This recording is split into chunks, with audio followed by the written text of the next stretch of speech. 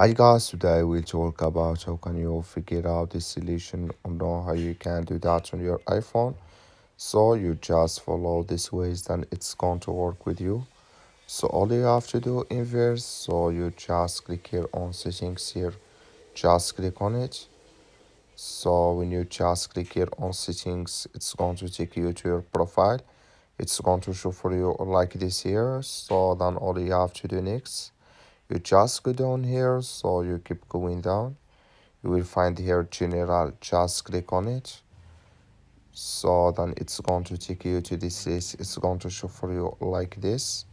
Click here on airdrop, just click on it, and here can you select your airdrop here in this list if you want to add receiving off or contacts only or everyone for here can you select your minutes. That's all. Thank you for watching.